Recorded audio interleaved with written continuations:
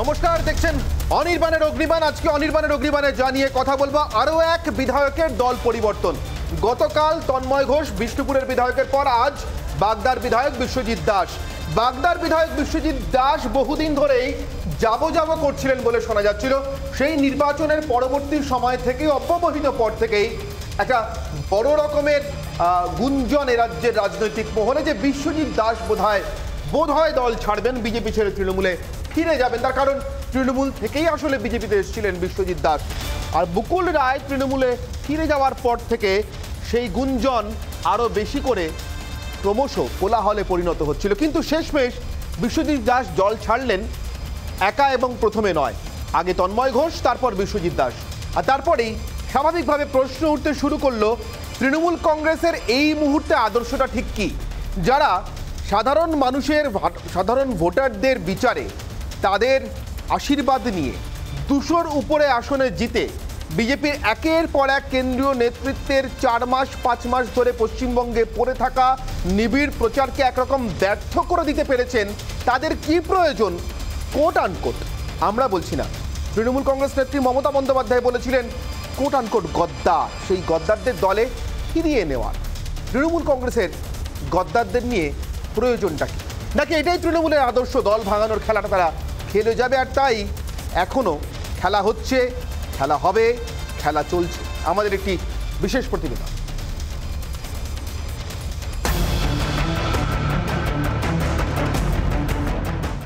তন্ময় ঘোষের পর বিশ্বজিৎ দাস, পরপর দুদিনে 2 বিজেপি বিধায়কের তৃণমূলে যোগ। মঙ্গলবার দুপুরে তৃণমূল মহাসচিব পার্থ চট্টোপাধ্যায়ের হাত ধরে তৃণমূলে প্রত্যাবর্তন করলেন বাগদার বিধায়ক। সামগ্রিক উন্নয়ন মমতা বন্দ্যোপাধ্যায়ের নেতৃত্বে সমাজের প্রতিটি স্তরে পৌঁছে দেওয়া হচ্ছে। তৃণমূলে যোগ দিয়েই পুরনো দলের বিরুদ্ধে তোপ দাগলেন বিশ্বজিৎ। আমাদের বাংলার মানুষের উচিত যে সবকিছু ভুলে যে মমতা বন্দ্যোপাধ্যায়ের পাশে থাকা, বাংলার উন্নয়নে থাকা। আমি প্রথম বললাম যে উন্নয়ন জনপ্রতিনিধি হন, যে মানুষের পাশে থাকবেন, এলাকার উন্নয়নের সঙ্গে থাকবেন। তাই এই দুটি কাজ যদি কোনো জনপ্রতিনিধির মনে হয় কাজ করবার জন্য, তাহলে মমতা বন্দ্যোপাধ্যায়ের বিকল্প এই মুহূর্তে সারা পশ্চিমবাংলা কেন, সারা ভারতবর্ষের বুকে নেই। নমস্কার। বিশ্বজিতের তৃণমূলে যোগদানে বঙ্গ বিধানসভায় আরও কমল বিজেপি বিধায়কের সংখ্যা। বিধানসভায় 77 আসনে জয় পায় বিজেপি। নিশীথ প্রামাণিক ও জগন্নাথ সরকার সাংসদই থাকছেন। বিধায়ক পদ থেকে ইস্তফা দিয়েছেন তাঁরা। মুকুল রায় এবং তন্ময় ঘোষ বিজেপি ছেড়ে তৃণমূলে। ঘাস ফুলে ফিরলেন বিশ্বজিৎ দাস। বিজেপির বিধায়ক 77 থেকে কমে 72। পরপর 2 বিধায়ক বিজেপি ছেড়ে তৃণমূলে যোগ দেওয়ায় অস্বস্তিতে পড়েছে বঙ্গ বিজেপি। বিশ্বজিৎ, তন্ময়, 2-3 জন যারা প্রথম থেকে পার্টির মধ্যে অ্যাডজাস্ট হতে পারেননি, কারণ বিভিন্ন আছে, তার মধ্যে ওদিক থেকে ভয়ভীতি, কেস বা যে কোনো কারণে ওনারা যেরকম ভেবেছিলেন সরকার হয়নি, তার জন্য অসুবিধা হচ্ছিল। আমরা তাদের সঙ্গে যোগাযোগ রেখেছি, কথাবার্তা বলেছি। এখন কারো যদি একেবারেই সমস্যা হয় তারা ভাববে হয়তো। তৃণমূলে জন্মলগ্ন থেকে দলের সদস্য ছিলেন বিশ্বজিৎ। 2011 ও 2016 তৃণমূলের টিকিটে বিধানসভায় জয়। 2019-এ লোকসভা ভোটের আগে বিজেপিতে যোগ। 21-এর ভোটে বাগদায় বিজেপির টিকিট মেলে। বিজেপির টিকিটেই বাগদার বিধায়ক। ভোটের পরই বিজেপির সঙ্গে দূরত্ব বাড়তে থাকে। তৃণমূলে ফেরার জল্পনা ক্রমশ বাড়তে থাকে। মঙ্গলবার ফের তৃণমূলের জার্সিতে বিশ্বজিৎ। মুকুলের তৃণমূলে যোগদানের দিনই নরমপন্থীদের প্রতি নরম মনোভাবের বার্তা দিয়েছিলেন তৃণমূল সুপ্রিমো। রাজনৈতিক মহলের মতে ঘরানার দিক থেকে মুকুল রায়ের ঘনিষ্ঠ বিশ্বজিৎ। রাজনৈতিক মহলের মত, ভোটে বিপুল সংখ্যাগরিষ্ঠতা পাওয়ার পর বিরোধীদের দুর্বল করতে পুরনো ফর্মুলাতেই ঘর ভাঙানোর খেলায় মেতেছে শাসক দল। সেই খেলায় ক্যাপ্টেন মুকুল, একদা যার হাত ধরেই ভোটের আগে ভাঙন ধরেছিল তৃণমূলে। রিপাবলিক বাংলা।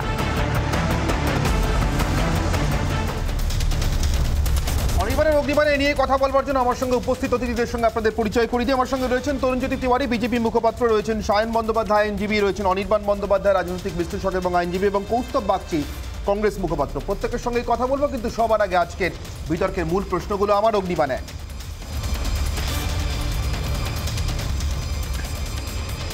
200 পার করেও কিসের ভয় রাজ্যের শাসক তৃণমূলের?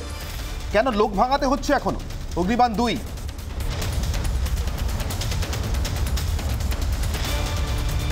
তৃণমূল কি গুড গদ্দার আর ব্যাড গদ্দার দেখছে, গুড তালিবান ব্যাড তালিবানের মতো?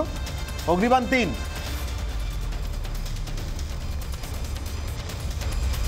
বিজেপি ও টিএমসি আসলে কে কাকে দেখে শিখছে এই দলবদলের মরশুমে?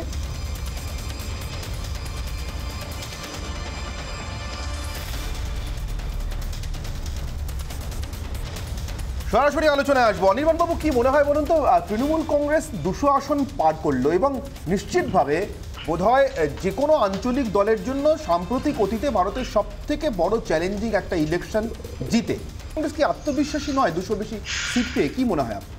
দেখুন, প্রথমেই বলি যে নেতারা এই দল থেকে ওই দল থেকে আরেক দল যাচ্ছেন, সেটা ভালো কথা, কিন্তু এই যে 200 আসন তৃণমূল পার করেছে তার একদম 100% কৃতিত্ব কিন্তু সেই কর্মীদের যারা 2019-এ বিজেপির 18টি আসন পাওয়ার পরে যে সন্ত্রাস তারা চালিয়েছিল তাতে চোখে চোখ রেখে লড়াই করে দলটিকে টিকিয়ে 2021-এর মনে করুন নির্বাচনে যখন দামামা বাজছে তার ঠিক আগে থেকে বিজেপি নেতারা যেভাবে বুক বাজিয়ে হুমকি দিতে শুরু করেছিলেন তাতেও টলে যাননি।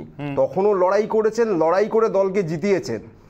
আজও কিন্তু তারাই দলের অ্যাসেট বলে আমি অন্তত মনে করি। এবার সেই কর্মীরা তারা যদি মত দিয়ে থাকেন যে হ্যাঁ বিশ্বজিৎ দাস বা তন্ময় ঘোষ এরা আসুন, আসলে আপত্তি নেই, তাহলে এসছেন, ঠিক আছে। আবার অনেক ক্ষেত্রে আমরা দেখেছি, যেমন ধরুন রাজীব ব্যানার্জির ক্ষেত্রে দমজুরের কর্মীরা বলেছেন যে একে আমরা চাই না ফেরত, ঠিক যেমন নোয়াপাড়ায় হয়েছে, সুনীল সিংকে বলেছে আমরা চাই না ফেরত। এরকম একাধিক জায়গায় আপত্তি রয়েছে, সেখানকার লোকজনকে ফেরত নেওয়া হয়নি। যেখানে হয়তো আপত্তি এই মুহূর্তে নেই সেখানে ফেরত নেওয়া হচ্ছে। কিন্তু ম্যান অফ দ্য ম্যাচ তখনও কর্মীরা ছিলেন, আজও কর্মীরা থাকবে, আগামী দিনেও 2024-এর যে লড়াই আসতে চলেছে তখনও কিন্তু কর্মীরাই পথ দেখাবেন। সায়ন, আমি আপনার কাছে আসি। আচ্ছা, মনে হয় রাজ্যের রাজনীতির সাম্প্রতিক ট্রেন্ড দেখে যে কর্মীদের মতামত নিয়ে কোনো দলের কোনো নেতা এই দল থেকে ও দলে যান বা যে দলে যাচ্ছেন সে দলের নেতারা কর্মীদের মতামত নেন তাকে দলে নেওয়ার আগে? প্রথম কথা হচ্ছে বন্ধু যে কথাটা এক্ষুনি বলল যে কর্মীদের মতামত, তাহলে কি মুকুল রায়ের ঘর বাপসি কোনো কর্মীদের মতামত অনুযায়ী হয়েছিল? না, হয়নি। আমি যে কথাটা বলতে চাইছি, দেখুন, বামফ্রন্ট সরকার বা তার আগের যে কোনো সরকার নিয়ে প্রচুর সমালোচনা থাকতে পারে, কিন্তু বাংলার বুকে এই যে হর্স ট্রেডিংয়ের পলিটিক্স প্রথম শুরু হয়েছিল আমরা দেখেছিলাম ক্ষমতায় আসবার পরে। প্রথম যে রাজ্যসভার নির্বাচনে প্রথম তৃণমূল কংগ্রেস এই হর্স ট্রেডিং শুরু করে, সেখান থেকেই খেলা চলছে। 1 নম্বর কথা। 2 নম্বর কথা, আজকে বাংলার পলিটিক্সটা কাদের হাতে গিয়ে পড়েছে বলুন তো? আজ থেকে 3-4 দিন আগে দেখলাম মুখ্যমন্ত্রী খুব কষ্টের সাথে বলছেন যে নতুন প্রজন্ম রাজনীতিতে আসছে না। নতুন প্রজন্ম কেন রাজনীতিতে আসবে? কাদেরকে দেখে রাজনীতিতে আসবে? তাদেরকে দেখে রাজনীতিতে আসবে।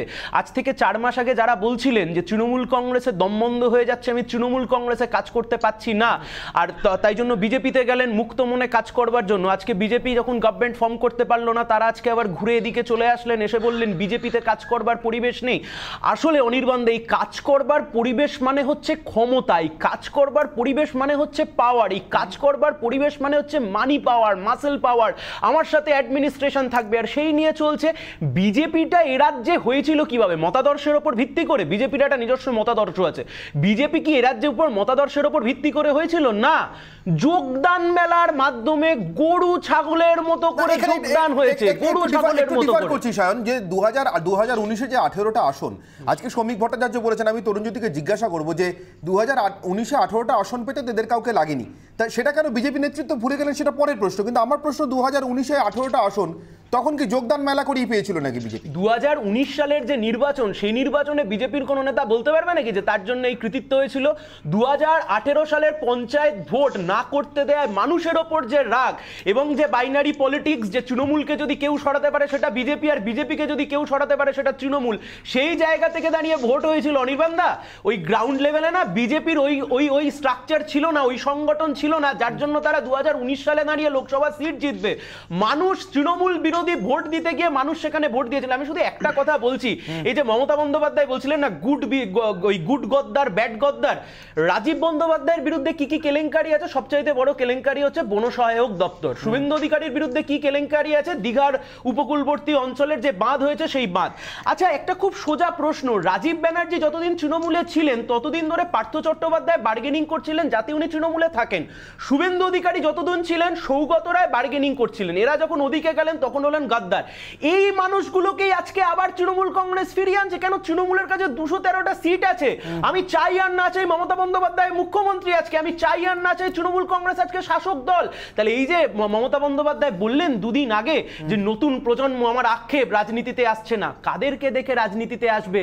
যে মুকুল রায় বললেন ভাইপোর নামে বিশ্ব বাংলা রয়েছে এবং বিভিন্ন কথা, আর যে অনুব্রত মণ্ডল বললেন যে মুকুল রায় আদ্যপ্রান্ত একজন চোর মানুষ, যার নিজস্ব কোনো টাকা পয়সা নেই, রাজনীতি করতে এসে চুরি করে টাকা ইনকাম করেছে, তার আজকে দুজনে মিলে বসে 2024 সালে দিদি হবেন ভারতবর্ষের প্রধানমন্ত্রী এই স্লোগান দিচ্ছেন। বেশ, আমি একটু তরুণজ্যোতি বাবুর কাছে যাই। তরুণজ্যোতি বাবু, আপনার কাছে আমার খুব সোজা সাপটা প্রশ্ন। আমার যেটা 3 নম্বর অগ্নিবাণ ছিল এই দল বদলের মরশুমে, মানে এই মরশুমটার কথা বলছি, এই সময় কে কাকে দেখে শিখছে? তৃণমূল কংগ্রেস আপনাদের দেখে যে শেখেনি সেটা মনে হচ্ছে, অন্তত তারা যেভাবে নিজেদেরই দাগিয়ে দেওয়া কোট আনকোট গদ্দারদের দলে আবার ফেরত নিচ্ছে, কিন্তু আপনারা কি অন্তত তৃণমূল কংগ্রেসের এই দল বদলটা দেখে, বা যারা দল বদলেছিলেন আপনাদের সঙ্গে এসেছিলেন এখন আবার তৃণমূলে ফিরে যাচ্ছেন, তাদের দেখে অন্তত কিছু শিখছেন? 2019-এ 18টা আসন পেতে এদের কাউকে লাগেনি আপনাদের, ব্যাক টু বেসিক্সে যাবেন আপনারা?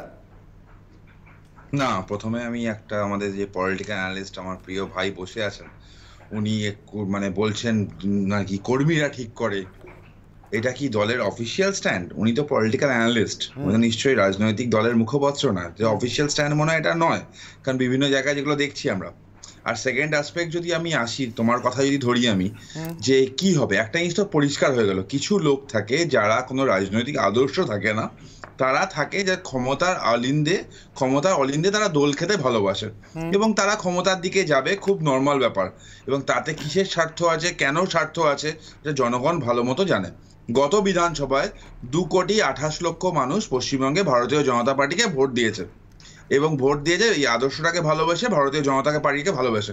আমার ভাই সায়ন এক্ষুনি বলছিল যে 2019-এ বিজেপির সংগঠন ছিল না, তৃণমূলের বিরোধী হিসাবে নাকি বিজেপিকে ভোট দিয়েছিল, সেখান থেকে আমরা 18টা এমপি পেয়েছিলাম।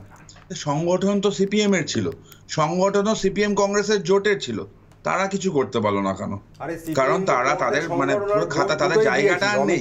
ধন্যবাদ জানিয়েছিল, সেটা বলো ভাই, একটু থামতে শেখো না, একটু থামতে শেখো না, নিজের সময়ে বলো। একে তো পলিটিক্যাল অ্যানালিস্ট এক নিয়ে এসে তুমি রাজনৈতিক কথাবার্তা বলো, রাজনৈতিক বিশ্লেষক তো রাজনৈতিক কথাবার্তাই বলবে, খেলাধুলা নিয়ে বলবো, কথা বললাম, তাতে আপত্তি নেই, একটা দলের হয়ে কথা বলছো ভাই। কিন্তু তরুণজ্যোতি, আমার একটা প্রশ্ন, এই যে অমিত এত রেগে গেলে কেন? অমিত শাহের উপর এত রাগ কেন? অমিত শাহের কথা বলছি, সত্যিটা বলো। অমিত শাহের বক্তব্য বলো যে তুমি তৃণমূল কংগ্রেসের কর্মী, আমি ধন্যবাদ জানিয়েছিলেন 2019-এ জেতানোর জন্য, এটা অমিত শাহ বলে গেছিলেন। এক সেকেন্ড সময় নিচ্ছি, আমি তরুণজ্যোতিকেই একটা প্রশ্ন করছি, ওই বলুক, আমিও সময়ও নিচ্ছি না, আমি শুধু একটাই কথা বলছি। এই যে তরুণজ্যোতি এক্ষুনি বলো না যে কিছু মানুষকে তো চেনা হয়ে গেল, তারা ক্ষমতার অলিন্দে থাকতে চায়, যোগদান মেলাটা কিসের ভিত্তিতে করা হয়েছিল তাদের? তাহলে তুমি এই প্রশ্নটা, না এই প্রশ্নটা যখন করছো, এই প্রশ্নটা করার আগে তোমার একটু আয়নার সামনেও দাঁড়ানো উচিত। কেন বলছি, তোমার মনে থাকবে তুমি একটা শিক্ষিত ছেলে, পলিটিক্যাল হিস্ট্রি নিশ্চয়ই তুমি পড়ো, 72 থেকে 77 সালে যদি হিসাব করো, মানে সিপিএম এর অভিযোগ, লেফট ফ্রন্টের অভিযোগ, তাদের প্রচুর কর্মী নাকি মেরেছে কংগ্রেস। পরবর্তীকালে কংগ্রেস অভিযোগ করে আসতো তাদের প্রচুর কর্মী মেরেছে হচ্ছে বামফ্রন্ট। তাহলে দুটোর যখন জোট হচ্ছে, কিসের জোট হচ্ছে? এটা কোন ইকুয়েশনে হচ্ছে? শোনো না ভাই, 34-এর গভর্নমেন্ট শেষ, বাম কংগ্রেস শূন্য। এবার শুধু একটা কথা বলো, যোগদান মেলাটা কেন করেছিলে? আমরা বিজেপি বিরোধী হলে তৃণমূলের সাথে, শোনো না, বিশ্বজিৎ ঘুষ নিয়েছে এটা স্বীকার করছে তৃণমূলের সাথে, শ্রমিক ভট্টাচার্য আবার সেটাকে সাধুবাদ দিচ্ছে। আশাটাকে বাঁচিয়ে রাখছো, তোমাদের অবস্থা তো পরজীবীদের থেকেও খারাপ রে ভাই। না তরুণজ্যোতি, আমার একটা প্রশ্ন আপনার কাছে। আপনি এই যে বললেন যে কিছু লোক থাকে যারা শাসন ক্ষমতার ভিতরে শাসনের অলিন্দে থাকতে পছন্দ করে, এখন এইটা কি 2019-এ নিজেদের কর্মীদের, নিজেদের সংগঠনের জোরে জেতা বিজেপি, তারা বুঝতে পারলেন না কি ঘটেছিল এক্স্যাক্টলি পরবর্তী 2 বছরে, যে তৃণমূল নিজেদের তুলনায় তৃণমূল কংগ্রেসের থেকে আসা বিদেশি প্লেয়ারদের উপর তোমাদের কনফিডেন্স এত বেড়ে গিয়েছিল? আবার বলে দিচ্ছি, শুধু 2019 না, 2021-এও যারা ভোট দিয়েছে ওই সিম্বলটাকে ভোট দিয়েছে।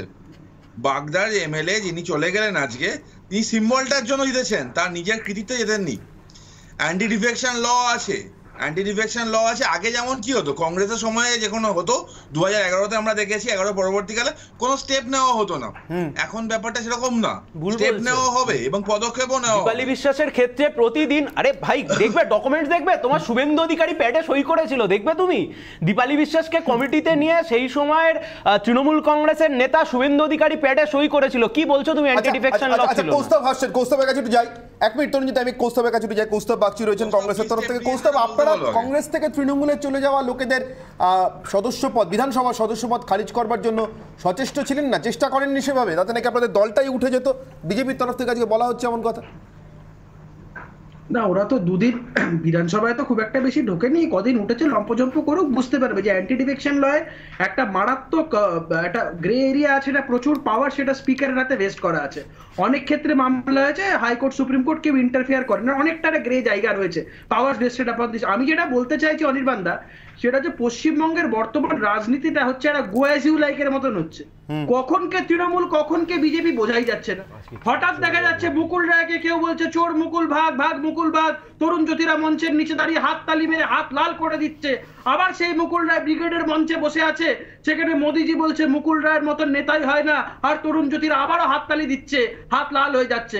আবার মুকুল রায়কে দুদিন বাদে বলছে ও তো চোর ছিল, গদ্দার ছিল, ও একটা ফালতু লোক। আবার বিজেপির মঞ্চে মিটিং হচ্ছে, আবার তরুণ জ্যোতিরা হাত তালি দিচ্ছে। মজাটা এই জায়গাটাই, মানে গোয়াজিউ লাইক ছাড়া আর কিচ্ছু বলার জায়গা আছে?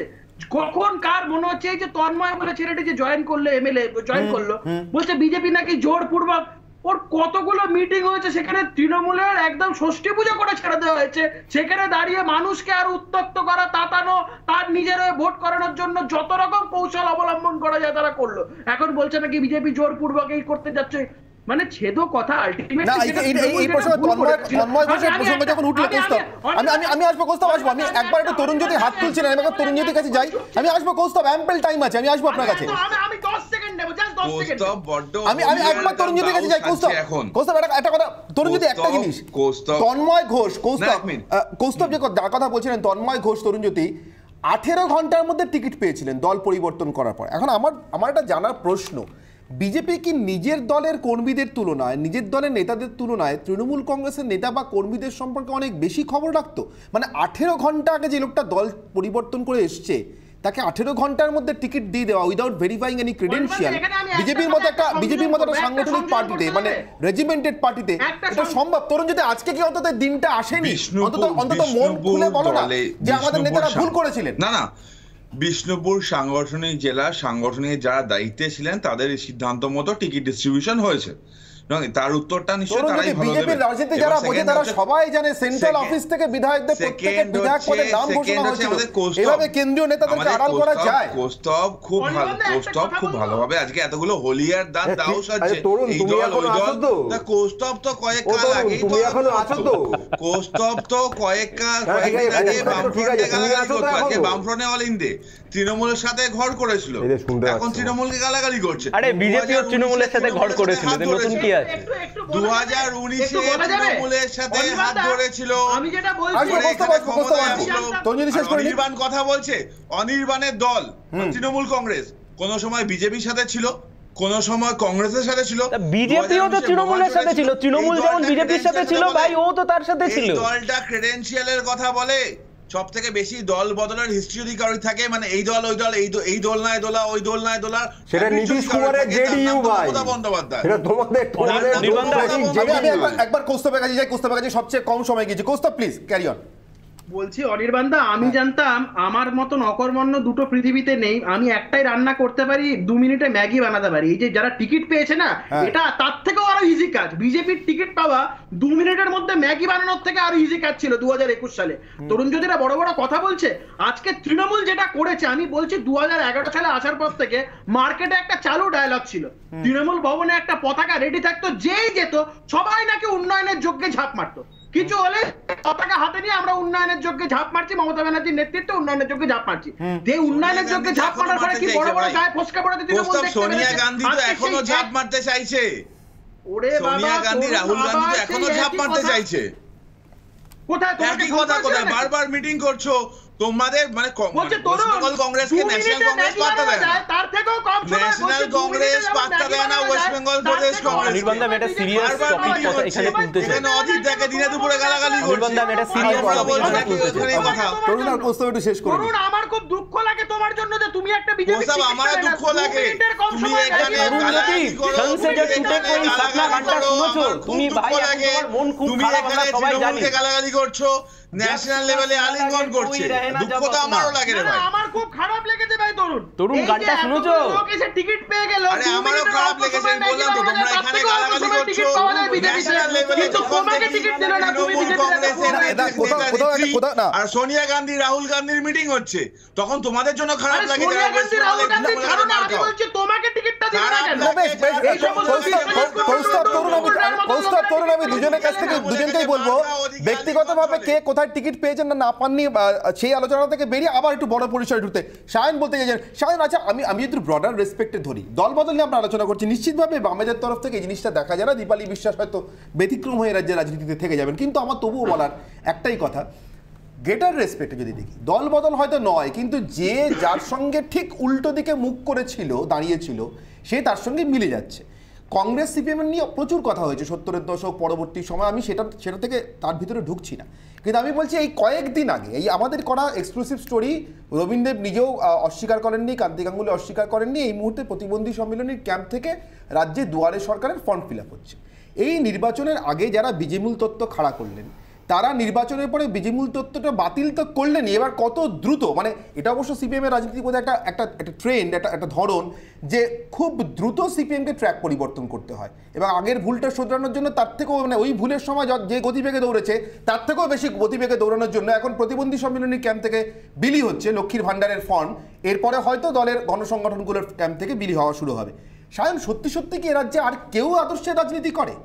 অবশ্যই রাজনীতি যদি এই মুহূর্তে কেউ করে থাকে সেটা একমাত্র বামপন্থীরা এখনো করছে। দেখুন, ওই তরুণ যদি যে দলে বিলং করে, বাবুল সুপ্রিয় থেকে শুধু মন্ত্রিত্ব চলে গেছে বলে বাবুল সুপ্রিয় কাঁদো কাঁদো মুখ করে তো দল ছেড়ে দিলে।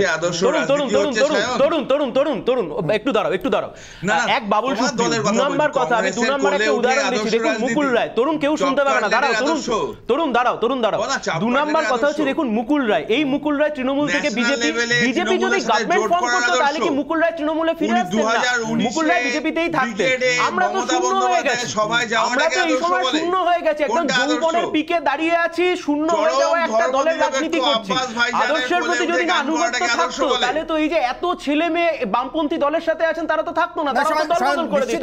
আমি শুধু শেষ করব, অনির্বাণ ব্রডার অ্যাসপেক্টে একটাই কথা বলছি। তরুণ এখানে এত কথা বলছে, তো জ্যোতিরাদিত্য সিন্ধিয়া মধ্যপ্রদেশের গভর্নমেন্ট ফর্ম করবার সময়তে জ্যোতিরাদিত্য সিন্ধিয়ার সাথে কি ডিল হয়েছিল? 2টো, রাজ্যসভার মেম্বার করবার পরবর্তী সময় তাকে মন্ত্রী করা হবে। 2 নম্বর কথা, সিবিআই থেকে রাতারাতি ক্লিন চিট দিয়ে দিয়েছে। 2019 সাল মহারাষ্ট্রে গভর্নমেন্ট ফর্ম করবার জন্য বিজেপি ড্রাইভ দিচ্ছে, সেখানে দাঁড়িয়ে অজিত পাওয়ারকে 24 ঘন্টার মধ্যে সিবিআই ক্লিন চিট দিয়ে দিয়েছিল। কিসের জন্য না? আপনি শুধু দল নিয়ে এদিকে আসুন, তারপর আমরা সরকারটা তৈরি করব। কারা আজকে এই কথা বলছে? কারা ইউপিএ-1 সরকারের ডিলটা কি ছিল ভাই? পার্লামেন্টে এইভাবে সরকারের ডিলটা কি ছিল? ইউপিএ-1 ইউপিএ-2 এর ডিলটা কি ছিল? কি ছিল জিজ্ঞেস করি তোমায়, কি ছিল? না আমি তোমাকে সম্পূর্ণ মতাদর্শের ভিন্ন একটা দলকে সাপোর্ট করা। আমি একটু লাইটার নোট একটা কথা বলি। দোহা চুক্তিতে অ্যাকচুয়ালি কি ছিল ভিতরে, মানে কি ডিলে শেষ পর্যন্ত আফগানিস্তান ছেড়েছে মার্কিন সেনাবাহিনী, সেটা যেরকম জানা যাবে না, সেরকমই বোধহয় এই দেশে বামেদের সঙ্গে কংগ্রেসের বারবার বন্ধুত্ব এবং বারবার সেই বন্ধুত্ব ছেদ, তারও ডিলের মানে ভিতরের কথাগুলো বোধহয় কোনোদিন জানা যাবে না। আমি তার থেকে আমি অনির্বাণের কাছে আসি, লেট মি কমপ্লিট। কিন্তু এটাও ফ্যাক্ট, বামপন্থীরা কংগ্রেস যখন অপোজিশন কিংবা ভাইস ভার্সা এইভাবে দল ভাঙানোর নোংরা রাজনীতি সুব্রত মুখোপাধ্যায় করতে হবে কেন? বামপন্থীদের গোটা দলটা নিয়ে তো মিশে যায়, গোটা দলটা নিয়ে তো মিশে যায়। সুব্রত মুখার্জিকে জিজ্ঞাসা করেন, সুব্রত মুখার্জি এখনো বলবেন 2010 এই বিজেমূল তত্ত্বের কথা বলে এখন ক্যাম্প থেকে সরকারি প্রকল্পের ফন্ড যদি এটা দল নিয়ে মিশে যাবে না। ভোট রাজনীতি আর দল ভাঙানো যদি সেম হয়ে থাকে তাহলে অ্যান্টি ডিফেকশন হয়তো উঠে যাবে। আমি এক্স্যাক্টলি নিশ্চিতভাবে জোট রাজনীতিতে গোটা দলটাকে নিয়ে মিশে যাওয়াটা অ্যান্টি ডিফেকশন ল এড়িয়ে যাওয়ার জন্য সবচেয়ে ভালো একটা অজুহাত। আমি অনির্বাণের কাছে আসি। অনির্বাণ, আমার একটাই প্রশ্ন, আচ্ছা গদ্দারদের মধ্যে গুড আর ব্যাড হয়, মানে যেটা আমার প্রশ্ন ছিল অগ্নিবাণে, যে যেমন তালিবানদের মধ্যে কেউ গুড কেউ ব্যাড খোঁজার চেষ্টা করেন, আমার তো মনে হচ্ছে, আমি একবার শোনাবো মুখ্যমন্ত্রী মমতা বন্দ্যোপাধ্যায়ের বক্তব্যটা, একবার শুনিয়ে ঠিক কি বলেছিলেন সেই গদ্দার বক্তব্য, একবার শুনে নিন। গদ্দারি করেছে মুকুল, কিন্তু ইলেকশনের সময় একটি কথাও বলেনি দলের বিরুদ্ধে। দিদি আই হ্যাভ মুকুল আমাদের দলে এসছে, মনে রাখবেন মুকুল কিন্তু ইলেকশনের সময় আমাদের দল বিরোধী একটি কথাও বলেনি। যারা ইলেকশনের সময় গদ্দারি করে বিজেপির হাত শক্তিশালী করতে গেছে এবং গদ্দারি করেছে তাদের আমরা নেব না, এটা আমাদের দলের সিদ্ধান্ত। মনে রাখবেন চরমপন্থী এবং নরমপন্থী আছে, কিছু লোক আছে যারা হয়তো মুকুলের সাথে অনেকে গেছে, মুকুল চলে আসলে তারা নিশ্চয়ই চলে আসতে চাইবে, সেটার ব্যাপারে দল সিদ্ধান্ত নেবে। কিন্তু যারা গদ্দারি করে চরমপন্থী অনেক বেশি দলকে নিম্ন রুচির পরিচয় দিয়েছেন, তাদের আমরা নেব না। নিশ্চিতভাবে আমি বিরতির পর ফিরে এসে খোঁজার চেষ্টা করব এই গুড তালিবান ব্যাড তালিবানের মতো চরমপন্থী আর নরমপন্থী গদ্দার কাদেরকে বলা হয় এবং কিভাবে এই ডেফিনেশনে পৌঁছানো যায়, কে চরম গদ্দার আর কে নরম গদ্দার। বিরতিতে যাওয়ার আগে আমার একটা প্রশ্ন ছিল বিরতির পর, তার সঙ্গে আজকের মূল প্রশ্নটা অর্থাৎ ব্রহ্মাস্ত্রটাও জুড়ে দিই, তারপর আসবো আবার নতুন করে অতিথিদের সঙ্গে আলোচনা। আজকের ব্রহ্মাস্ত্র, দল ভাঙানো কি তৃণমূলের আদর্শ? এ প্রশ্নের নির্দিষ্ট কারণ আছে, সেই কারণ ব্যাখ্যা করেই আসবো এক এক করে অতিথিদের কাছে। কিন্তু প্রথম আসবো আমি অনির্বাণ বন্দ্যোপাধ্যায়ের কাছে। বিরতিতে যাওয়ার আগে যে প্রশ্ন নিয়ে গেছিলাম, চরম গদ্দার আর নরম গদ্দার কিভাবে চেনা যাবে অনির্বাণ বাবু বলুন। বললাম না ওই প্রথমেই বললাম যে কর্মীরা জিতিয়েছেন, সবচেয়ে কঠিন সময়ও যারা ছেড়ে যাননি, লড়াই করেছেন, তারা আবার জিতিয়েছেন, তাদের মতামতের ওপর ভিত্তি করে কিন্তু এই সিদ্ধান্তগুলো হচ্ছে, এটা স্পষ্টভাবে বুঝে নিন। নাহলে এই মুহূর্তে যে অবস্থা, যদি তৃণমূলের ওপরের নেতৃত্ব বলতেন যে যারা আসবে সবাই চলে এসো, তাহলে বিজেপি 7টা বিধায়ক পড়ে থাকতো কিনা সন্দেহ। তরুণ আমার পাশে বসে আজকে বিজেপির বিরুদ্ধে হয়তো কথা বলতো। এই পরিস্থিতি যে হয়নি তার কারণই হচ্ছে কর্মীদের মতামতকে গুরুত্ব দিয়ে সিদ্ধান্ত নেওয়া হচ্ছে। চরমপন্থী নরমপন্থী বলতে পারবো না, কিন্তু কর্মীরা যাকে মনে করছেন যে আসলে অসুবিধা নেই, একমাত্র সেরকম কাউকে নেওয়া হচ্ছে। যেমন রাজীব ব্যানার্জির ক্ষেত্রে এখনো কিন্তু হ্যাঁ বলা হয়নি। তরুণদের লোকজন চাইছেন ইন্টারনাল সার্ভে হবে নাকি বিজেপির ভিতরে কারা নরম গদ্দার হবে? না অনির্বাণ কথাগুলো বেশ সুন্দর বলছে যে মুকুলদা জয়েন করার আগে ঠিক কার মতামত নেওয়া হয়েছিল, ঠিক কে মতামত দিয়েছিল। আর মুকুলদা নাকি কিছু বলেনি মাননীয়ার এগেনস্টে, পিসি ভাইপো কোম্পানি, ওই বিশ্ব বাংলার লোগো, সারদার টাকা চুরি করেছে মমতা বন্দ্যোপাধ্যায়, কথাগুলো কার ছিল? মুকুল রায়ের ছিল। সে মুকুল রায় ওনার দলে আজকে। আচ্ছা আরেকজনের কথা ছেড়ে দিই, মুকুল রায় ছেড়লাম, এখন ওনার দলের মুখপাত্র অনির্বাণ না হয় পলিটিক্যাল অ্যানালিস্ট, ওনার দলেরই মুখপাত্র কুণাল ঘোষ, তার বিভিন্ন বক্তব্যগুলো আমরা শুনলাম মমতা বন্দ্যোপাধ্যায়ের সম্পর্কে। এই গুড গদ্দার আর ব্যাড গদ্দার যদি ক্যান্সার কেউ দিতে পারে একমাত্র, তার নাম মমতা বন্দ্যোপাধ্যায়। কারণ ওই দলে তো একটাই পোস্ট, বাদ বাকি ল্যাম্প পোস্ট। ল্যাম্প পোস্টের বেকার জিজ্ঞেস করে আপনি সময় কেন নষ্ট করছেন? 213টা গোল খেয়ে গেলে ভাই, তোমরা হয় ল্যাম্পোস্ট না, তোমরা মস্ত মস্ত ব্যাপার স্যাপার, রেজিমেন্টেড পার্টি কত কিছু, সেখানে তো 213টা গোল খেয়ে গেছো। শায়ন হাত তুলছে, 213টা গোল আমার। আচ্ছা অনির্বাণ, আমি আসবো শায়ন। অনির্বাণ, আমার একটা প্রশ্ন, 213টা গোল দেওয়ার পর আর কি অবশিষ্ট থাকে? আমি বলছি মানে শাসকের খিদের তো একটা কোথাও অবসান থাকবে, শিক্ষা নেওয়ার নেই। এটা খিদের প্রশ্ন নয়, এটা বিষয়টা হচ্ছে বিজেপি এমন একটি শক্তি, আমি অন্তত মনে করি যেভাবে হোক তাদেরকে যত বিপাকে ফেলা যায় তত ভালো। শটে 60 সমাচারের বলে একটা কথা আছে। আজকে বিজেপিকে তাদের নিজের কয়েনেই ফেরত দেওয়া হচ্ছে উত্তরটা, তাদের মতো করে। মানে এটা হচ্ছে মারিওরি পারিজে কৌশলে, মারিওরি পারিজে কৌশলে। আমি শায়নের কাছে আসবো। শায়ন হাত তুলছেন। আমি অনির্বাণ দা খুব সিরিয়াস একটা বিষয় এখানে বলছি। এক নাম্বার কথা হচ্ছে তৃণমূল কংগ্রেসের বিধায়ক, তার নাম কালনার বিধায়ক বিশ্বজিৎ কুন্ডু, আমরা টেটশ্রী, আমরা প্রত্যেকে জানি। মানে তোমরা প্রতিদিন নিউজ করেছো যে টেট এসএসসির জন্য কিভাবে ধর্ণা হচ্ছে, এবং আমি এই স্টুডিওতে বসেছিলেন যারা পরীক্ষার জন্য আন্দোলন করছে বা এই আন্দোলনকারীরা। বিশ্বজিৎ কুন্ডু তৃণমূল কংগ্রেসের বিধায়ক হওয়ার পরবর্তী সময়তে কত বড় ধৃষ্টতা সাহস থাকতে পারে একজনের, অন ক্যামেরা বলছেন যে হ্যাঁ আমি 62 জনকে চাকরি পাইয়ে দিয়েছি, তার মধ্যে আমার দলের লোকও আছে, বাড়ির লোকও আছে। এটা বলবার পরে উনি তৃণমূলটা ছেড়ে উনি বিজেপিতে গেলেন। শ্রমিক ভট্টাচার্য বললেন উনি যে এটা স্বীকার স্বীকার করছেন, এটাকে উনি সাধুবাদ জানাচ্ছেন। এবার আমার একটা খুব সহজ প্রশ্ন, রাজনীতি, বিধানসভা, লোকসভা সবকিছু একটার জন্যই, একজনের জন্যই, সেটা হচ্ছে মানুষের জন্য। আচ্ছা, মানুষ কি ভাবছেন আর মানুষ কি বুঝছেন? যে দাঁড়িয়ে বললেন যে হ্যাঁ তোমার হক চাকরি ভাই আমি পিছনের দরজা দিয়ে পাইয়ে দিয়েছি, সে ছিল তৃণমূলে, তৃণমূল থেকে চলে গেল বিজেপিতে, বিজেপি থেকে সাদর আমন্ত্রণ জানালো। এবারে আপনারা বলছেন এই কট্টরপন্থী আর নরমপন্থী। আমি শুধু একটা কথা এখানে ধরিয়ে দিতে চাই, আমি বলছি না, মুখ্যমন্ত্রী ওই মুখ্যমন্ত্রী বলছেন, এই যে মমতা বন্দ্যোপাধ্যায় বললেন না যে মুকুল কিন্তু কোন রকম তৃণমূল বিরোধী কথা বলেননি। 2021 সালে বিজেপি কিসের বেসিসে দাঁড়িয়ে ভোট করেছে? কেন্দ্রের বিভিন্ন নীতি, কেন্দ্রের বিভিন্ন রকমের প্রজেক্টের উপরে না তো, বিজেপি ভোট করেছে তৃণমূল বিরোধিতার উপর ভোট করে। তা তৃণমূলের প্রার্থীকে হারিয়ে তো উনি জিতলেন, উনি তো তৃণমূল কংগ্রেসের ক্যান্ডিডেটকেই হারালেন। আমি খুব একটা সোজা কথা বলছি, দেখুন ওইখানে তো আমার প্রশ্ন, তাহলে কি তৃণমূল কংগ্রেস আদর্শগতভাবে দল ভাঙানোয় বিশ্বাস করে? তৃণমূলের কি আদর্শ মানে সেটা কি প্রশ্নটা? যদি আমি জানি না, তৃণমূলের কোনো প্রতিনিধি এখানে নেই, আমি একটাই প্রশ্ন করছি, বামেদের আমি কৌস্তব কিছুক্ষণ আগে একটা কথা বলেছিলেন সায়ন, আমি জাস্ট অ্যাড করে দিচ্ছি, কিছুক্ষণ আগে সায়ন একটা কথা, কৌস্তব একটা কথা বলেছিলেন, 2011-য় তৃণমূল কংগ্রেস ক্ষমতায় আসার পর নাকি পতাকা রাখা থাকতো রেডিমেড উন্নয়নের যজ্ঞে সামিল হওয়ার জন্য। আমি কৌস্তব একটু পুরনো কথা স্মরণ করে দিচ্ছি, রাজ্যসভায় নির্বাচনটা মনে পড়ে কৌস্তব? তখন কিন্তু তৃণমূল কংগ্রেস ক্ষমতায় ছিল না, মনে পড়ে?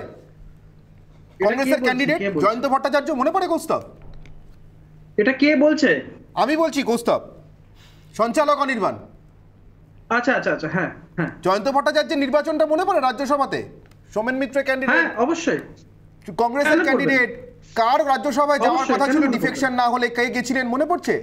তা আমার তো ওখানেই প্রশ্ন, হালফিল অভিষেক মনু সিংভির কথাটা বলে দাও না। অভিষেক মনু সিংভি ভোটে রাজ্যসভা সাংসদ হয়েছে, সেই সময় কংগ্রেসের সাথে সিপিএম এর জোট চলছে, এখনো চলছে কিনা সেটা সায়ন জানে অবশ্য। কৌস্তব, হ্যাঁ কি অনির্বাণ দা প্রশ্নটা বুঝতে পারলাম। আমার প্রশ্ন, তৃণমূল কংগ্রেস আদর্শগতভাবে দল ভাঙানোয় বিশ্বাস করে কিনা, শাসক থাক আর না থাক?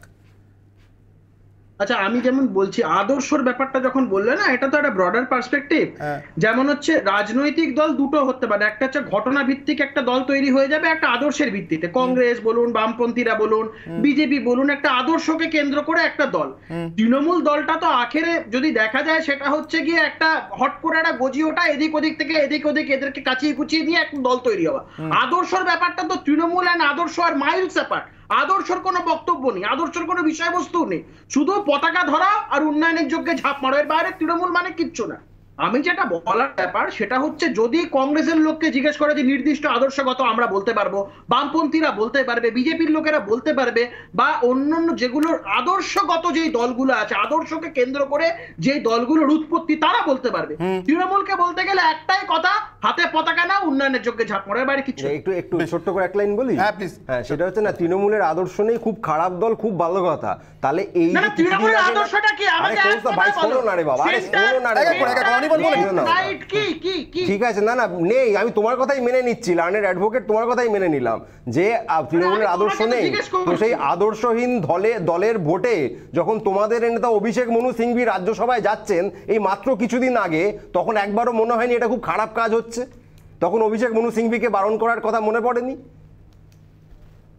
দেখুন, আমাদের অভিষেক মনু সিংভি রাজ্যসভা নির্বাচনকে কেন্দ্র করে সেখানে আমাদের দলটার না, কংগ্রেস দলটা করতে গেলে আমাদের ওই একজন নেতা একজন পোস্ট, বাকি সব ল্যাম্প পোস্ট এরকম বক্তব্য নেই। আমাদের মধ্যেও অনেক রকম বিরোধিতা হয়েছে, আপনারা দেখবেন কংগ্রেসের মধ্যে অনেক রকম বিরোধিতা হয়েছে। মনু সিংভি রাজ্যসভার সাংসদ হয়েছে। আমাদের অত শুনুন আমি কি ভুল বলছি? ভুল বললে ঠিক করে দাও, আমি ভুল বললে ঠিক করে দাও। অভিষেক মনু সিংভি তোমাদের ভোটে তো রাজ্যসভায় সাংসদ হয়নি, তৃণমূলের ভোটেই হয়েছে। তাহলে একটা আদর্শহীন, খারাপ, ল্যাম্প পোস্ট এত কথা বলে দিলে তাদের ভোটে তোমাদের নেতা সাংসদ হচ্ছেন, আবার তাদেরকে ধন্যবাদ জানালেন। অভিষেক বাবু কিন্তু ধন্যবাদ জানিয়েছেন তৃণমূল কংগ্রেসকে। নেওয়ার সাহস থাকতে হবে। আরে যারা তো বলে তৃণমূলের ডিসগাইজে সেজে বসে থাকবো আর দলের প্রশ্ন করবে, এটা বললে হবে না, প্রশ্নটা জবাব নিতে হবে। কংগ্রেস দল করার এরকম ব্যাপার নয় যে একটা পোস্ট বাকি সব ল্যাম্প পোস্ট, যে যা বলে দিল শুনে নিলাম। কংগ্রেস করার মজাটাই হচ্ছে এই জায়গাটায় কংগ্রেস অ্যাবসলিউট ডেমোক্রেসিতে বিশ্বাস করে। হ্যাঁ, আমরা পশ্চিমবঙ্গের প্রদেশ কংগ্রেসের কর্মীদের ভাব আবেগে এটা আঘাত লেগেছিল, আমরা তারও প্রতিবাদ করেছি। এটা দ্ব্যর্থহীন ভাষায় বলতে টিভির সামনে আর কোনো আপত্তি নেই। এটা তৃণমূল কংগ্রেস নয় যেটা নেত্রী বলে দেবেন সবাইকে ঘাড় মাথা নিচু করে মেনে নিতে হবে, এটা জাতীয় কংগ্রেস। আমাদের কর্মী, আমাদের নেতাদের ভাব আবেগে আগামী দিনে তৃণমূলের সাথে জোট করবে না বলছো? কিন্তু এই ভাবাবেগে আঘাত টাঘাত সত্ত্বেও কৌস্তব আমার একটাই কথা বলবার, বিকাশ ভট্টাচার্য সাইবারে নিয়ে পোস্ট করলে যেভাবে কংগ্রেসের অন্দর থেকে প্রশ্ন ওঠে, অভিষেক মনু সিংভি আব্দুল মান্নানের করা মামলার ভিত্তিতে সুপ্রিম কোর্টের নির্দেশে যখন সিবিআই তদন্ত হয় চিটফান্ড মামলা নিয়ে, সেই মামলাতে যখন পশ্চিমবঙ্গের রাজ্য সরকারের তরফ থেকে বা অভিযুক্তদের তরফ থেকে দাঁড়ান সুপ্রিম কোর্টে বারবার, তখন তা নিয়ে কিন্তু কোনো পোস্ট দেখিনি কংগ্রেসের কারো। যাই হোক, আমি সেই প্রসঙ্গে আসছি না, আপনাদের দল আপনারা ঠিক করবেন কোথায় প্রতিবাদ করবেন। আমি সায়নের কাছে আছি। সায়ন, আমার প্রশ্ন ছিল যে তৃণমূল কংগ্রেস আদর্শগতভাবেই দল বদলে রাজনীতিতে বিশ্বাস করে কিনা। এটা যদি কোনো দলের আদর্শ হয় তাহলে নিশ্চিতভাবে নরম চরম কিছু খোঁজার দরকার নেই। আজকে যে গদ্দার কালকে সে খুব কাছের লোক হয়ে যেতে পারে। আমি অনির্বাণদার দুটো কথা এখানে বলতে চাই উইদাউট ইন্টারাপশন। এক নাম্বার কথা হচ্ছে, এটা খুব আনফরচুনেট আজকে আমরা বেঙ্গল পলিটিক্সে যেখানে বসে রয়েছি, তার কারণ দেখুন আমি আপনাকে একটা বিষয় বলি। আজকে আমাদের বাংলার বিরোধী দলনেতাকে Suvendu Adhikari anti defection law নিয়ে যিনি স্পিকারের কাছে মুভ করছেন, দীপালি বিশ্বাস যাকে নিয়ে এতক্ষণ আলোচনা হলো কিছুক্ষণ আগে, 23 বার হেয়ারিং হয়েছে, 23 বার হেয়ারিং এর শেষেও তার পদ খারিজ করতে পারেননি। এবার একটা মজার কথা বলি, দীপালি বিশ্বাস কোন কনস্টিটিউয়েন্সি থেকে নির্বাচিত হয়েছিলেন? গাজল। কোন জেলা? মালদা। তৃণমূল কংগ্রেস থেকে দায়িত্বে কে ছিলেন? শুভেন্দু অধিকারী। গাজলে দীপালি বিশ্বাসকে যেখানে পদে ঢোকানো হয়েছিল সেই প্যাডের নিচে সই কার্ড ছিল জানেন, স্পিকারের কাছে জমা দেওয়া হয়েছিল শুভেন্দু অধিকারী। সেই শুভেন্দু অধিকারী আজকে অ্যান্টি ডিফেকশন ল নিয়ে বলছে। এক নম্বর কথা। দু নম্বর কথা, আমরা সবাই এখানে ভিন্ন মত পোষণ করতে পারি, কিন্তু একটা মত আমাদেরকে এক জায়গায় হতেই হবে। তৃণমূল কংগ্রেস একমাত্র এমন একটা দল যারা তাদের সাথে জোটে রয়েছে যে সময়, সেই সময় তো তাদের দল ভাঙিয়েছে, তার নাম কংগ্রেস। কংগ্রেসের সাথে তৃণমূল কংগ্রেসের জোট 2011 সালে, সেই সময় তো কনস্ট্যান্ট কংগ্রেসের দল ভাঙিয়ে গেছে। দেখুন এটা খুব ফ্যাক্ট। আমি বিজেপিকে অপোজ করতে পারি, তাদের একটা মতাদর্শ আছে, সেটা বাজে হতে পারে। বাজে হতে পারে কি? সেটা বাজে, ভুল। এক নাম্বার, তাদের মতাদর্শ আছে, কংগ্রেসের মতাদর্শ আছে, বামপন্থীদের মতাদর্শ আছে। মমতা বন্দ্যোপাধ্যায় তো এটা ফ্যাক্ট। মমতা বন্দ্যোপাধ্যায় আরএসএস এর দপ্তরে দাঁড়িয়ে বলেছেন আপনারা সাচ্চা দেশপ্রেমিক কমিউনিস্টদেরকে সরাতে হবে, তার জন্য এনে মালপোয়া খাইয়েছেন। আবার পরবর্তী সময়ে এখন বিজেপি বিরোধী জোট করে গোটা রাজ্যে ঘুরে বেড়াচ্ছেন, গোটা দেশে ঘুরে বেড়াচ্ছেন। তা লোকগুলো আসবে কোথা থেকে? দল ভাঙানোর খেলা, কংগ্রেস ভাঙাও, বামপন্থী ভাঙাও, এদিক ভাঙাও, ওদিক ভাঙাও। শুধু একটাই কথা বলছি, আমরা যারা নতুন প্রজন্ম রাজনীতি করতে এসছি বা রাজনীতির মধ্যে শিখি, আমরা কি শিখবো? আমি শুধু এইটুকু প্রশ্নই করে গেলাম।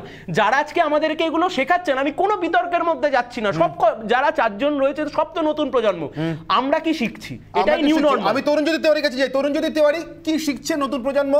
রাজনীতি করতে আসা মানে সুবিধা মতো দল বদল না।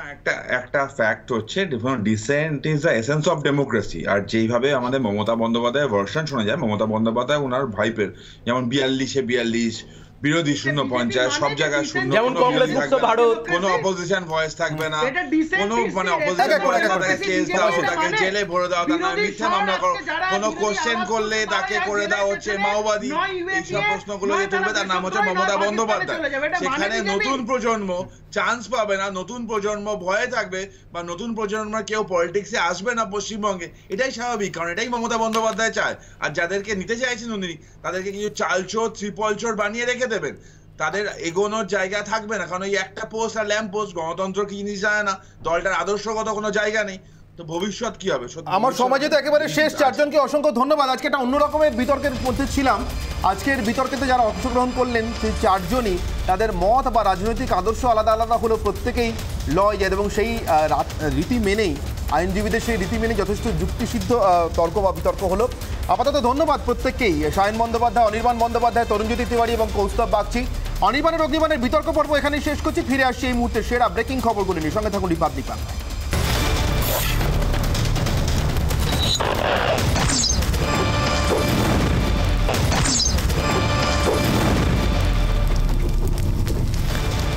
অনির্বাণের অগ্নিবাণের ব্রেকিং নিউজ সেগমেন্টে এলাম এবং আপনাদেরকে যেমনটা বলেছিলাম এই মুহূর্তে সবথেকে বড় ব্রেকিং খবরগুলো আপনাদেরকে জানাবো। এবং এই মুহূর্তে সবথেকে বড় ব্রেকিং খবর, দেশের অর্থনীতি ফের ট্র্যাকে ফিরছে, অর্থাৎ উন্নয়নের রাস্তায় ফিরছে এমনই সূচক অন্তত বলছে। জিডিপির হার 1 লাফে বাড়ল অনেকটাই। বিস্তারিত জন্ম নিউজ রুম থেকে রয়েছেন আমাদের সঙ্গে অ্যাসিস্ট্যান্ট নিউজ এডিটর সমাদৃতা। 20.1% পার করলো জিডিপি। আমি কথা বলবো সমাদৃতার সঙ্গে। সমাদৃতা,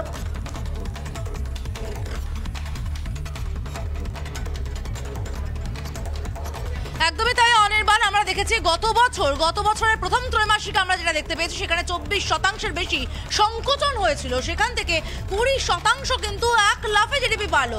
এবং কেন্দ্র সরকারের পক্ষ থেকে যেরকমটা জানানো হচ্ছে, এগ্রিকালচারাল সেক্টর এক্ষেত্রে একটা বড় ভূমিকা নিয়েছে, এক্সপোর্ট একটা বড় ভূমিকা নিয়েছে, এবং দীর্ঘদিন লকডাউনে থাকার পরে সার্ভিস সেক্টর কিন্তু নতুন করে চাঙ্গা হয়েছে, যার জেরেই কিন্তু এই জিডিপি গ্রোথ। এবং এর ফলে কিন্তু মনে করা হচ্ছে দেশের অর্থনৈতিক উন্নয়ন, যেটা গত বছরে বেশ কয়েকটা চিন্তার জায়গা ছিল, সেই জায়গাটা কাটলো। এবং যেটা মনে করা হচ্ছে, অর্থনীতিবিদরা বলছেন যে এবার কিন্তু দেশের অর্থনীতির চাকা অ্যাকচুয়ালি ট্র্যাকে ফিরলো বলা যেতেই পারে। একেবারে আমার সঙ্গে সুমন মুখোপাধ্যায় বিশিষ্ট অর্থনীতিবিদ রয়েছেন, কথা বলবো সরাসরি সুমন বাবুর সঙ্গে। সুমন বাবু, জিডিপি বৃদ্ধির এই হার আমরা কি অন্তত কিছুটা আশার আলো দেখতে পারি? দেখুন, নিরাশার আলো তো নিশ্চয়ই নেই, কারণ এনসিআইআর মতে 1,46,00,000 কোটি টাকা তো এইবার আমাদের থাকবেই। আপনাদের মনে রাখতে হবে গত বছর 7.5% প্রায় ধস নেমেছিল জিডিপিতে।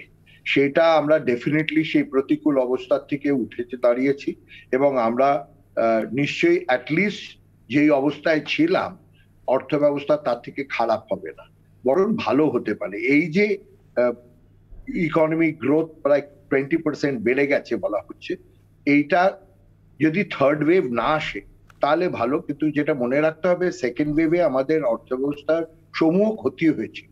যেটা কিঞ্চিত তিনটে জিনিস আমাদের বলা দরকার। একটা হচ্ছে ম্যানুফ্যাকচারিং সেক্টর আর মাইনিং আর ইলেকট্রিসিটিতে বড়ভাবে গ্রোথ এসেছে। আপনি সার্ভিস সেক্টরের কথা বললেন, নিশ্চয়ই সার্ভিস সেক্টরের গ্রোথ এসেছে, নইলে সারা অর্থ ব্যবস্থা এরকম ভাবে চাঙ্গা হতে পারে না। কারণ আমাদের টার্শারি সেক্টরটা 60% ধরে রেখেছে। কিন্তু যেটা আলোচ্য বিষয়, ফার্মার ল আসার পর যেরকম টাইপের প্রতিক্রিয়া দেখা যাচ্ছে, এগ্রিকালচারাল প্রোডাকশন বাড়লেও সেটা যদি বাজারে না আসে তাহলে সেটা একটা অশুভ অশনি সংকেত, এবং সেইটার থেকে আমাদের নিশ্চয়ই প্রতিরোধ করা দরকার। আমাদের মানুষকে বোঝাতে হবে যে ফার্ম লজ কেন দেশের পক্ষে ঠিক। যদি ইন্ডাস্ট্রিয়াল এলপিজি হয়ে থাকে তাহলে agricultural LPG liberalization, privatization, globalization একেবারে, এবং তাতে হয়তো এর পরবর্তী ত্রৈমাসিকে জিডিপির এই চেহারাটা অন্তত আরো ভালো দেখা যাওয়ার একটা সুযোগ থাকছে। অনেক ধন্যবাদ আমাদের সঙ্গে কথা বলবার জন্য এবং আপনার মত শেয়ার করবার জন্য। সুমন মুখোপাধ্যায় বিশিষ্ট অর্থনীতিবিদ আমার সঙ্গে ছিলেন। পরবর্তী যে খবরে চোখ রাখবো, এবার তালিবান প্রশ্নে কিছুটা হলেও একটু দিক বদলের ইঙ্গিত। দোহায় ভারত তালিবান আলোচনা, এবং সে আলোচনা ঠিক কোন পরিপ্রেক্ষিতে জেনে নেওয়ার জন্য এই মুহূর্তে নিউজরুম থেকে রয়েছেন সিনিয়র এডিটর, আমার সঙ্গে রয়েছেন নিউজরুম থেকে ময়ূক রঞ্জন ঘোষ, এবং আমার সঙ্গে রয়েছেন আন্তর্জাতিক সম্পর্ক বিশেষজ্ঞ রাজাগোপাল ধর চক্রবর্তী। প্রথমে চলে যাব ময়ূকের কাছে। ময়ূক, এই দোহাতে বৈঠক সম্পর্কে।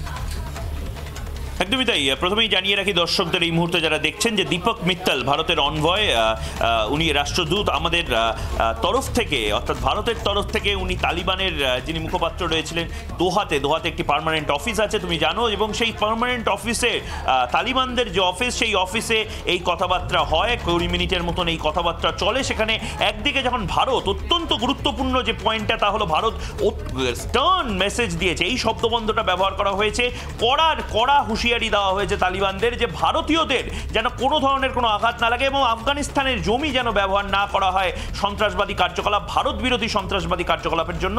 পাশাপাশি তালিবানিদের সাথে এই যে যে ট্র্যাক টু ডিপ্লোমেসি যেটাকে বলা হচ্ছে, একস্তরীয় কূটনীতি তুমি জানো আমাদের দেশে নেই, আমাদের দ্বিস্তরীয় কূটনীতির দিকে আমাদের এগোনো হচ্ছে, এবং সেই ক্ষেত্রে দাঁড়িয়ে তালিবানদের সাথে যে কথাবার্তা, সেই কথাবার্তার কেন্দ্রবিন্দুতে ছিল ভারতীয় যারা আছে তাদের যেন কোনো আঁচ না লাগে, ভারতীয়দের ওপর যাতে কোনো আক্রমণ না হয়। এবং স্বভাবতই অনেকে এটাকে সমালোচনা করছেন, অনেকে এটার প্রশংসা করছেন। কূটনীতির ভূমি অর্থাৎ আমরা দেখেছি কৌটিল্যর ভূমি, অর্থশাস্ত্রের ভূমি, সেই ভূমিতে যে ধরনের এই যে বৈঠক, সেই নিয়ে আরো বেশি ভালো করে বলতে পারবেন বিশেষজ্ঞ। একেবারে আমি রাজাগোপাল বাবুর কাছে যাবো। রাজাগোপাল ধর চক্রবর্তী আমার সঙ্গে রয়েছেন। রাজাগোপাল বাবু, আপনার কাছে আমার একটাই প্রশ্ন, বিদেশ নীতি প্রশ্নে আদর্শের থেকে অনেক বেশি প্রয়োজন বাস্তববোধ।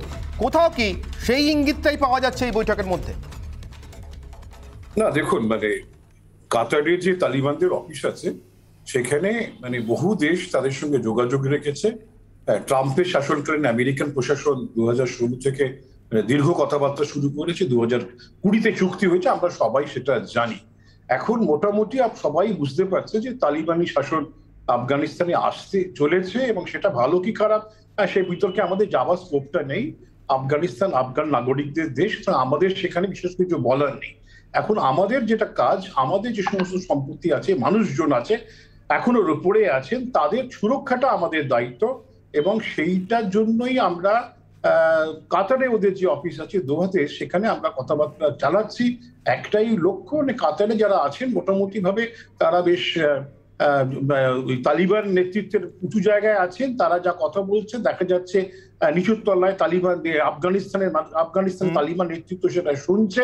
এখন এই জায়গায় দাঁড়িয়ে তাদের সঙ্গে সবাই কথাবার্তা বলছে। আমাদের বোকামি হয়ে যাবে যদি আমরা তাদের সঙ্গে কথাবার্তা না বলি।